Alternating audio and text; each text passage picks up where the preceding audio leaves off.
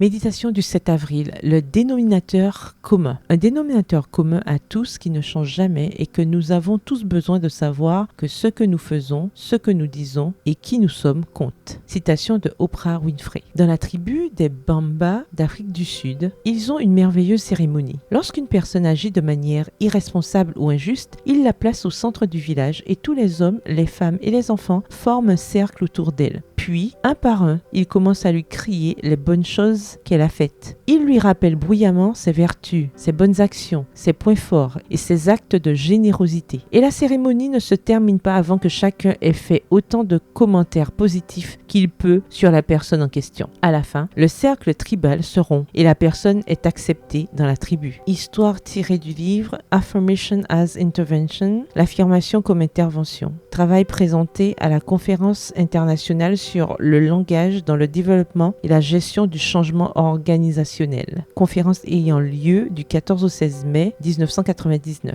Rapporté par Tojo Chachenchkeri. Quelle manière puissante de réguler quelqu'un qui flirte dangereusement avec le mal. Elle est tout à fait en phase avec cette déclaration du psychiatre américain Bruce Perry. Sans lien avec des personnes qui se soucient de nous et nous soutiennent, il nous est presque impossible de rester à l'écart d'une forme malsaine de récompense et de régulation. Texte tiré du livre What Happened to You, ce qui vous est arrivé, à la page 66. Et si ce lien est accompagné de mots positifs et encourageants prononcés avec amour, il a la capacité d'atteindre le cœur de l'autre et de le transformer. L'un des meilleurs moyens d'inciter une personne à accepter le pardon du Christ et de son prochain, en laissant derrière elle tout sentiment de culpabilité et de honte, est de lui adresser des paroles positives et affectueuses, des mots qui caressent et bénissent, des mots qui reconstruisent. Malheureusement, nous vivons dans une culture où les mots de soutien sont rares et les mots de disqualification nombreux. Il est important de contrecarrer ce déséquilibre. Notre Dieu est un Dieu d'affirmation, dont l'amour se traduit par des mots qui motivent. C'est pourquoi il adresse à son peuple des messages tels que « Je connais tes œuvres, ton travail et ta persévérance. Tu as de la persévérance, tu as souffert à cause de mon nom et tu ne t'es pas lassé. » Apocalypse 2, les versets 2 à 3. La langue a pouvoir de vie et de mort, dit le livre des Proverbes au chapitre 18 au verset 21 dans la version second 21.